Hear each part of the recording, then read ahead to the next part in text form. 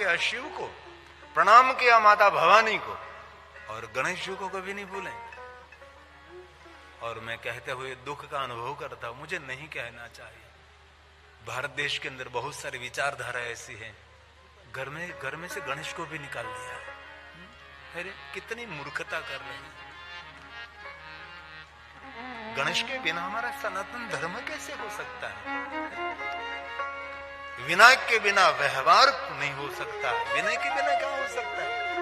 विद्या का शृंगार विनय है। घर में गणेश जी होना चाहिए। हमारा कोई भी कार्य प्रारंभ हो उसमें गणेश जी को रहते हैं।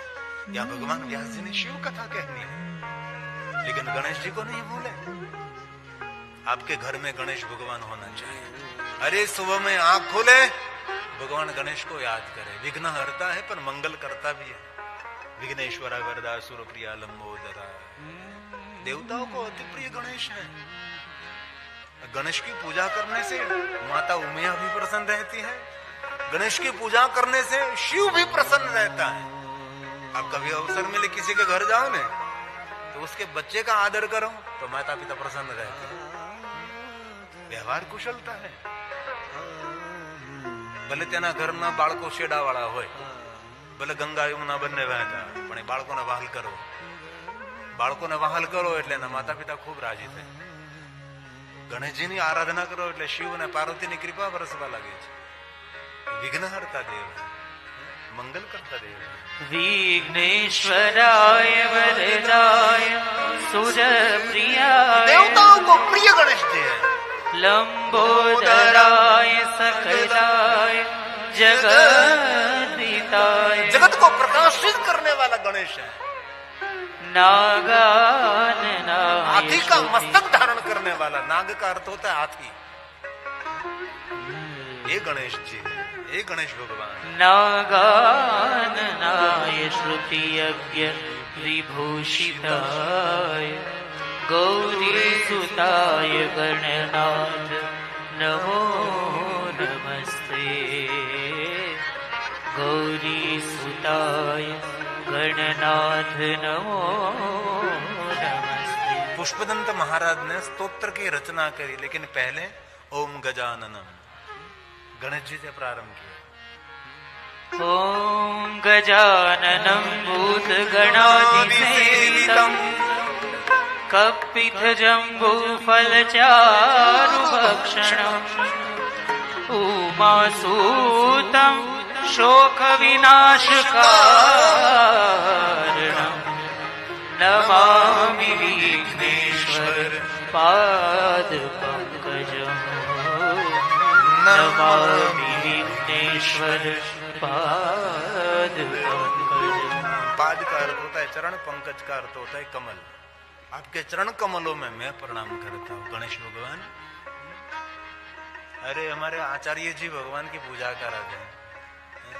पूजा करनी है माता जी की, पूजा करनी है विष्णु जी की, पूजा करने को अन्य देवताओं की, पूजा करनी है शिव की. तो शिव की पूजा पहले नहीं होती, पहले ओम गणेश ओम हरि ओम गणानान्त्वा गणपतिगुं हवामहे प्रियपतिगुं हवामहे निधीनान्त्वा निधिपतिगुं हवामहे वसो मम आहम जामि गर्भधमा मम जासि गर्भधम्मा. ओम श्री सिद्धि बुद्धि सहित श्रीमन् महागणाधिपतये नमः. नमस्कारान् समर्पयामि. हे भगवान गणेश की महिमा है. वक्रतुंडाय विद्महे दंताय धीमहि तन्नो दंती प्रचोदयात्. जो सुमिरत सिद्धि हो. गणनायक कभी बार गणों के अध्यक्ष है भगवान गणेश जी. ये गणेश जी की महिमा है. मुकुम करोति वांछालम पंगुलम धीरे. जो सुमिरत सिद्धि होई गणनायक करि बरि बदन करो अनुग्रह सोई बुद्धि राशि शुभ गुण हे भगवान, हे गणेश की महिमा। गणेश का सामर्थ्य क्या है? तो गणेश जी की जो उपासना करते, मुकुम होई वांचालम, मूक होई बाचाल पंगु, चढ़ई गिरी बल गहन। हे गणेश जी की महिमा। जासु कृपा सो दयाल, श्री गणेशाय नमः। द्रवमु सकल गणनाथाय नमः। कलिमल दहन। जासु कृपा सो दयाल, द्रवमु सकल कलिमल दहन। वर्णानाम् अर्थसङ्घानाम् मानस तुलसी का प्रसाद। रसानाम् छन्दसामपि मङ्गलानां च कर्तारो वन्दे वाणी विनायको, वन्दे वाणी विनायको। एकदन्ताय शुद्धाय शाबाश। सुमुखाय प्रणम्यं शेषादेव गौरी पुत्र विनायक भक्तवाद नित्य कामायु सिद्धे प्रथम वक्रतुंड एकदंतम तृतीयकम तृतीयकम। द्वादश गणेश, द्वादश गणेश। मेरे युवान भाइयों बहनों को प्रार्थना है, गणेश जी को साथ में रखो ने तो दुनिया के शिखर सर कर सकोगे। कुछ भी न हो सके, लेकिन स्तोत्र रोज बोले, प्रणम्यम शीर्षा देव गौरी पुत्र विनायकम, प्रणम्यं शीर्षा देवं गौरी पुत्रं विनायकं, भक्तावासं स्मरे नित्यं आयुकामार्थसिद्धये। प्रथमं वक्रतुण्डं च एकदन्तं द्वितीयकं, तृतीयं कृष्णपिङ्गलाक्षं गजवक्त्रं चतुर्थकं, लम्बोदरं पंचमं च षष्ठं विकटमेव च, सप्तमं विघ्नराजं च धूमवर्णं तथाष्टमम्। नवमं बालचन्द्रं च दशमं तु विनायकम्, एकादशं गणपति, द्वादशं तु गजाननम्। द्वादशैतानि नामानि त्रिसन्ध्यं यः पठे नर, न च विघ्नभयं तस्य सर्वसिद्धिकरं प्रभो। विद्यार्थी लभते विद्या, धनार्थी लभते धनं, पुत्रार्थी लभते पुत्रं, मोक्षार्थी लभते गतिम्। जपे गणपति स्तोत्रं षड्भिर्मासे फलं, संवत्सरेण सिद्धिं च लभते नात्र संशयः।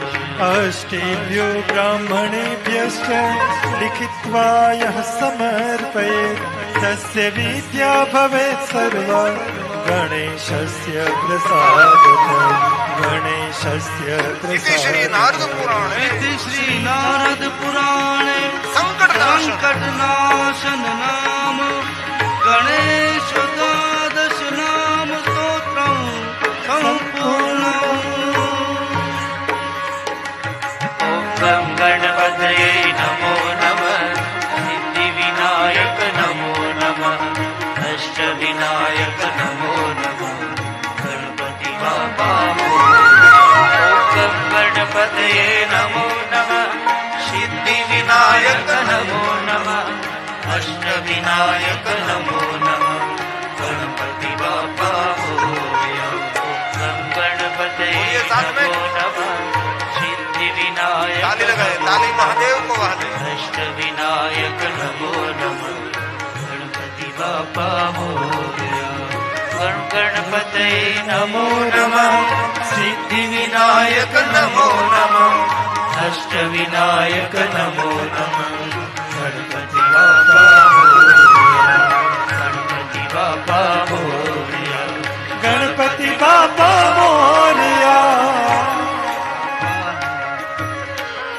बोलिए गणेश गजानन भगवान की। घर में गणेश जी होना चाहिए। कितना दुर्भागी लोग हैं, घर में गणेश जी की पूजा नहीं है। और रिद्धि सिद्धि की अपेक्षा रखते हैं, सिद्धि बुद्धि की अपेक्षा रखते हैं। घर में गणेश जी नहीं है। ये कथा तो महादेव की कह दी है। महर्षि भगवान वेद व्यास जी ने गणेश जी को नहीं छोड़ा। अब शिव महापुर कथा प्रारंभ हो रही है। अब धीरे धीरे कथा में प्रवेश कर रहे हैं। धर्म क्षेत्रे महाक्षेत्रे गंगा कालिंदी संगमे प्रयागे परम पूर्णे ब्रह्मलोकस्य वर्तमने। ब्रह्मलोक के मार्ग स्वरूप प्रयाग तीर्थ में सूत पुराणे जी भगवान की कथा का प्रारंभ कर रहे हैं। और प्रयाग तीर्थ कोई सामान्य तीर्थ नहीं है, सभी तीर्थों में राजा है, जिनको प्रयागराज कहते हैं। सभी लिंगों का राजा महाबलेश्वर है, महाबल कहते, चक्रवर्ती लिंग कहा जाता है। सभी तीर्थों में प्रयाग तीर्थ है, श्रेष्ठ तीर्थ है। इस साल हम गए थे प्रयाग तीर्थ में कथा गाने के लिए, गए साल दीपावली से पहले गए थे। वहां हमने प्रयाग तीर्थ के लिए एक सुंदर हमने एक कीर्तन तैयार किया था, जो प्रयाग तीर्थ को ध्यान में रखकर। इसमें आप भी गए होगे कभी प्रयाग, कभी अवसर मिले तो प्रयाग जाना भी चाहिए। सुंदर तीर्थ है प्रयागराज।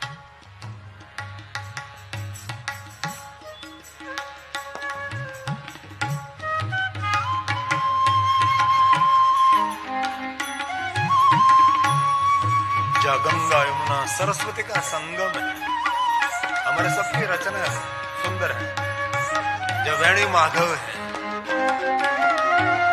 जहाँ सोए हुए लेटे हुए हनुमान है, जहाँ भारद्वाज मुनि का सुंदर आश्रम है, जहाँ रामचरित मानस का गान हुआ था। ये सुंदर है, पवित्र धरा, ये प्रयागराज है। इस साल हम जितेंद्र गिरी माता जी के माध्यम से एक सन्यासिनी माता जी ने शिव कथा का आयोजन किया था। हम गए थे प्रयाग, वहां हमने प्रयाग तीर्थ की याद स्वरूप सुंदर एक कीर्तन तैयार किया था। आइए साथ में गाएंगे, नहीं गाएंगे तो श्रवण करेंगे भाव से।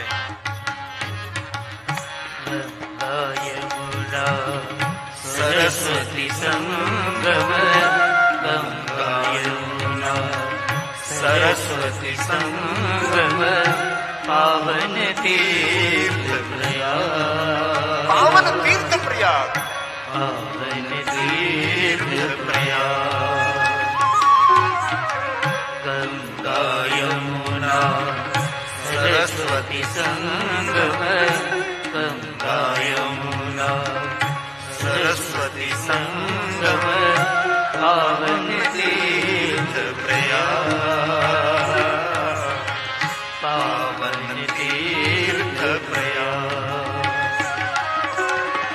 तीर्थराज की महिमा न्यारी, तीर्थराज की महिमा न्यारी, ब्रह्मलोक का द्वार, ब्रह्मलोक का द्वार, पावन तीर्थ प्रयाग, पावन तीर्थ प्रयाग। कथा क्या? कथा मन की यात्रा है। यहाँ से प्रयाग तीर्थ को याद करूं तो आपका मन प्रयाग तीर्थ पहुंच गया। मन की यात्रा करा रहा हूं, छह शब्दों की यात्रा है। मैं यहाँ से सोमनाथ को याद करूं, आपको सोमनाथ में मन पहुंच गया। मैं काशी को याद करूं, आपका मन काशी में पहुंच गया। मैं रामेश्वर को याद करूं, आपका मन रामेश्वर पहुंच गया। और मैं कैलाश शिखर को याद करूं, आपका मन कैलाश पहुंच गया। क्यों? ये शब्दों की यात्रा है, ये मन की पावन यात्रा है, ये कथा है।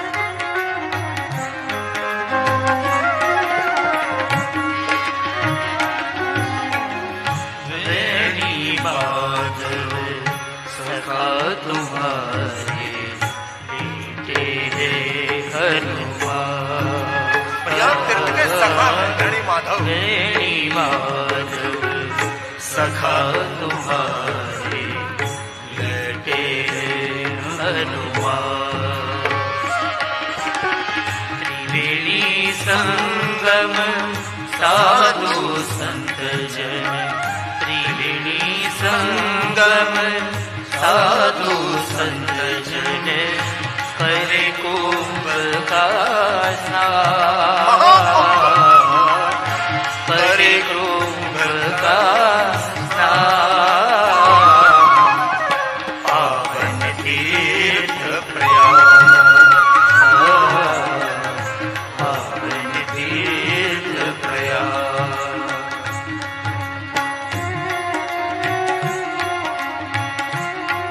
कभी अवसर मिले ऐसे तीर्थों की यात्रा कर, कष्ट जरूर रहता है, अव्यवस्था असुविधा रहती है, लेकिन हमारे जीवन की सबसे बड़ी सुविधा ये तीर्थ यात्रा है।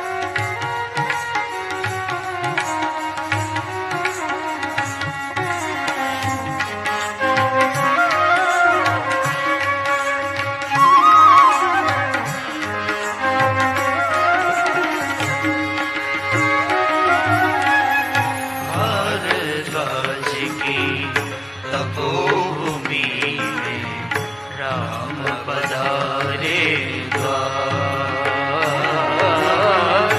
भारद्वाज की तपोभूमि में राम पधारे द्वार सुत सनकादि ऋषि मुनियों ये प्रयाग है।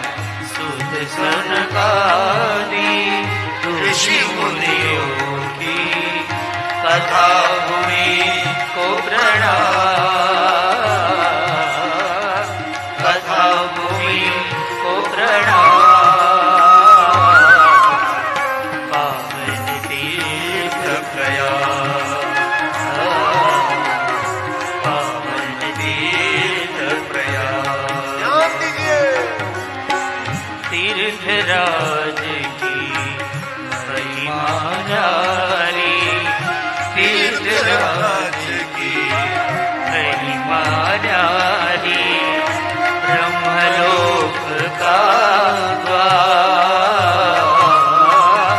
ब्रह्मलोक का द्वार पावन तीर्थ प्रयाग पावन तीर्थ प्रयाग पावन तीर्थ प्रयाग पावन तीर्थ प्रयाग।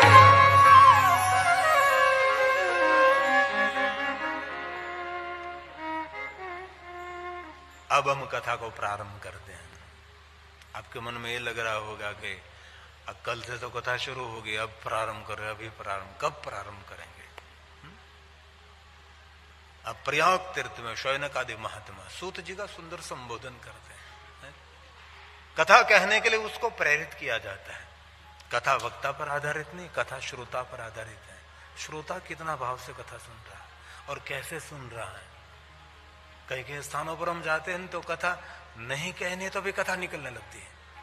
ऐसे ऐसे परिपक्व श्रोता रहते सामने, ऐसा भाव से भरा हुआ श्रोता, क्योंकि कथा वक्ता नहीं कहता, कथा श्रोता बोलता है। कथा सुनने वाला कैसा होना चाहिए, इन पर कथा का आकार बनता है। यहां बहुत मुझे अच्छा लगता है, किसी का चेहरा नहीं दिखाई देता मुझे, जो कि इतनी बड़ी लाइट सामने है। आकाश में शब्द प्रहार हो रहा है, इसलिए सूत का संबोधन हुआ, महाभाग्य का है। हे महाभाग्यवान, हे सूत पुराणे जी, हम सबको धन्य करें। हम सभी आपको आशीर्वाद देते हैं। कौन आशीर्वाद देता है? वक्ता नहीं, श्रोता। कथा सुनने वाले सभी वक्ता को आशीर्वाद देते हैं। क्यों? उनके मुख से कथा सुन रहे हैं, क्योंकि वहां से कुछ मिल रहा है। कथा सबसे बड़ा दान है। कथा का दान कौन करता है? वक्ता करता है। इसलिए कोई हमारे पास क्या क्यों आते हैं? कथा लेने के लिए आते हैं, और हम उसको कथा देते हैं। इसलिए वक्ता दाता है। इसलिए सभी कथा सुनने वाले श्रोताओं ने आशीर्वाद दिया, क्योंकि आप दाता आशीर्वाद देते हैं। चिरंजीव भव, ये भगवान व्यास जी की सुंदर रचना है। और कल भी कहा था, आज फिर से कहता हूं, एक एक श्लोक महादेव की वंदना है। लेकिन हमारा दुर्भाग्य, हम सभी बहुत कम लोग संस्कृत जानते हैं। जानते, थोड़ा सा जानते, पूर्ण तो नहीं जानते। और सभी कथा में बात मैं कहता हूं, देश जब आजाद हुआ था तब दक्षिण भारत में से गूंज उठी थी तो हमारे देश की राष्ट्रभाषा संस्कृत रहनी चाहिए। और पूरी पृथ्वी पर पढ़े लिखे भाई बहनों को मेरी विनंती, ध्यान दीजिए थोड़ा सा। पूरे भारत में, पूरे पृथ्वी पर जितने देश हैं, इस देश की परंपरा रही, इस देश की धर्म ग्रंथों की जो भाषा होगी वही उन लोगों की राष्ट्रभाषा है। मेरी बात को समझने की कोशिश करें। पूरी पृथ्वी पर जितने देश हैं, जिन देश का धर्म ग्रंथ है, धर्म ग्रंथ की जो लिपि है, इनकी जो भाषा है, वही उनकी राष्ट्रभाषा है। हमारे धर्म ग्रंथों की भाषा क्या है भाई? संस्कृत। तो हमारा भारत देश एक ऐसा है कि हमारे धर्म ग्रंथों की जो भाषा है वही हमारी राष्ट्रभाषा नहीं है। ये देश पूरे वर्ल्ड में एक है। हमारा दुर्भाग्य है ना, हमारा भाग्य नहीं हुआ। और जब देश आजाद हुआ तब से जो हमारी राष्ट्रभाषा संस्कृत रही होगी, तो जैसे हिंदी आप बोलते, हिंदी समझते हैं, वैसे संस्कृत भाषा आप कड़कड़ाहट बोलते होगे और संस्कृत भाषा समझते होगे। लेकिन कुछ नहीं हुआ।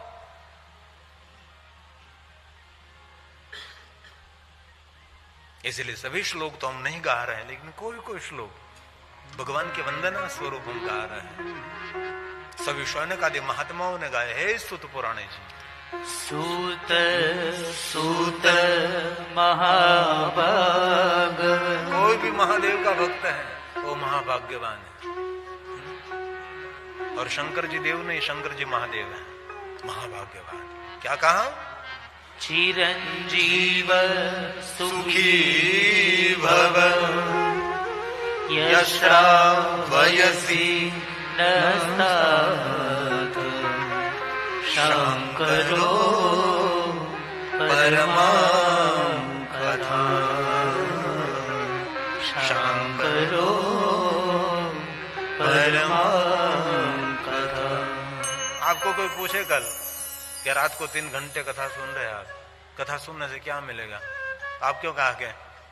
आप क्या कहेंगे? यहाँ जवाब दिया, शंकर और परमाम कथा। शंकर जी की कथा क्या देती है? शांति का दान करती है। અને ભગવાન શંકરજીએ કાલીને ક્રોધ ઉપર પ્રવચન આપ્યું। જોકે કાલી દેવતાઓની રક્ષા માટે મહાકાલી બની હતી, માતા ઉમિયા સ્વયં ભવાની। ત્યારે ભગવાન શંકરે કાલીને શાંત કરવા માટે કહ્યું, કાલી, ક્રોધ તો ચાંડાલ છે। કોઈને ક્રોધ આવ્યો ને તેને સ્પર્શ કરીએ તો નાવવું પડે। ક્રોધી માણસને ચાંડાલ સમજવું અને નાની નાની વાતોમાં મોટા મોટા ક્રોધ કરે એ બુદ્ધિહીન મનુષ્ય સમજવો। એટલે જીવનમાં સુખી થવું હોય તો શાંત રહેવું। ક્રોધ કરવાથી આપણું અહિત થાય છે। હમણાં વિજ્ઞાને પણ સંશોધન કર્યું કે જે માણસ એક ક્ષણ માટે ક્રોધ કરે છે, 72 કલાક સુધી તેની કરોડરજ્જુમાં કંપન રહે। 72 કલાક। આપણે કરોડરજ્જુ હોય ને, જે આપણા શરીરના સંદેશા દિમાગને પહોંચાડે, 1 કરોડરજ્જુ ઝીણી ઝીણી ઝીણી ઝીણી આંખ દ્વારા જોઈ ન શકાય, એમાં કંપન રહે। એટલે કથા સાંભળ્યા પછી આજ બીજા દિવસે આપણે સૌ સંકલ્પ કરવાનો કે ભલે માળા ન થાય, સેવા ન થાય, દાન ન થાય, પુણ્ય ન થાય, તપ ન થાય, જપ ન થાય, સ્મરણ ન થાય, પણ આજથી દ્રઢ સંકલ્પ કરવાનો કે ભલે જે થવું એ થઈ જાય, ક્રોધ નહીં કરવો, શાંત રહેવું। ક્રોધ કરનારો માણસ જલ્દી ગરડો બની જાય। ક્રોધ એ મૃત્યુનું દ્વાર છે। ક્રોધ એ અજ્ઞાનતાનું પ્રતીક છે। અજ્ઞાનતાથી ક્રોધ ઉત્પન્ન થાય, અહંકારથી ક્રોધ વધે છે। અને ક્રોધને કટુ વાક્યો સાથે ઘનિષ્ઠ સંબંધ હોય છે। ક્રોધી માણસ કોઈ મીઠું ન બોલી શકે। અને જયારે ક્રોધ આવે ત્યારે કાન બંધ થઈ જાય, નહીં, ક્રોધ આવે ત્યારે આંખ બંધ થઈ જાય છે અને કાન પણ બંધ થઈ જાય અને મુખ ખુલી જાય। આ ક્રોધની ઓળખાણ છે। જળમૂળમાંથી વિવેકનો નાશ કરે તે ક્રોધ છે। અત્યંત ક્રોધી વ્યક્તિ આંખ હોય તો પણ તેને આંધળો સમજવો. ક્રોધનું તોફાન વિવેકનો જળમૂળમાંથી નાશ કરે. તેથી ક્રોધને જીતવા માટે એક જ આપણી પાસે ઉપાય છે. ક્રોધ આવે ત્યારે મૌન રહેવું, ક્રોધ આવે ત્યારે શાંત રહેવું. અને ક્રોધને કોઈની ઓળખાણ નથી રહેતી એટલું યાદ રાખવું. પછી બાપ છે કે દીકરો છે કે પત્ની છે કે પતિ છે, આ ક્રોધ એટલો ભયંકર છે. તેથી આજે આપણે ગાંઠ બાંધીને નીકળવાનું છે, શાંત રહેવાનું છે. ઘણા લોકો તો કારણ વગરના કેટલા માથા પછાડતા હોય છે. હવારમાં બા ક્રોધ કરતા હોય, મોઢું ચડાવીને બેઠા હોય. આ કે જીવન છે ભલામણ? યાર, જીવન કેટલું મૂલ્યવાન છે. આ દુનિયામાં બધું તમને મળે, જીવનનો સમય થોડો પાછો મળવાનો છે. આજે મને અમારે પરમ ભક્તે પૂછ્યું કે આખા અંગમાંથી તમને વાલામાં વાલું અંગ કયું? મેં તો એક અંગનું મૂલ્ય છે. નાક ન હોય તો ભૂંડા લાગીએ, કાન ન હોય તો સારા ના લાગીએ, આંખ ન હોય તો કેવા લાગીએ, વાળ ન હોય તો ટાલિયા કેવા ખરાબ લાગે. હવે તો જો કે પ્લાન્ટ બેસાડવા લાગે, લોકો ઉગાડે છે, વાળ ઉગાડે છે ઉરિયા ખાતર નાખીને. એમ જ નામ ને ખાતર નાખે, વાળ ઉગાડે. બોલો કેવા માણસો! 5-5, 10-10 લાખનો ખર્ચ કરે વાળ ઉગાડવા માટે. હતા ત્યારે હાંચવા નહીં, અને હવે વાળ વહી ગયા તો વાળ ઉગાડવાનો પ્રયાસ કરે છે. શરીરના એક એક રૂવાડાનું મૂલ્ય છે. શરીર ઉપર જો રૂવાટી ન હોય ને તો જીવન જીવવાનો આનંદ જતો રહે. એક એક અંગનું મૂલ્ય છે. ક્યારેક છે ને, ક્યારેક મૂલ્ય સમજવા માટે કરવું, એક હાથ બાંધી દેવો અને એક હાથથી આખો દી કામ ચલાવવું, કેટલી તકલીફ પડે. એટલે ભગવાનને રોજ આભાર વ્યક્ત કરો. ભગવાન તે મને 2 હાથ આપ્યા છે, આભાર વ્યક્ત કરું છું. તે મને 2 આંખો આપી, આભાર વ્યક્ત કરું છું. તે મને 2 કાન આપ્યા, આભાર વ્યક્ત કરું છું. ભગવાન તે મને કેટલું સુંદર શરીર આપ્યું છે. સવારમાં ઉઠીએ એટલે ભગવાનના લાંબા હાથ કરીને, ભગવાન તે મને કેટલું ઉદાર બનીને આપ્યું છે. તો ભગવાન કેટલો રાજી. આ તો ભગવાન એક જ, તે મને કાંઈ ના આપ્યું, કાંઈ ના આપ્યું, કાંઈ ના આપ્યું. અરે એટલું બધું તને આપ્યું છે. તેથી આજથી નક્કી કરવાનું છે, આપણે ક્રોધ નહીં કરવાનું, શાંત રહેવાનું. એક નાનકડું દ્રષ્ટાંત આપી દઉં. એક મધ્યમ વર્ગીય પિતા છે,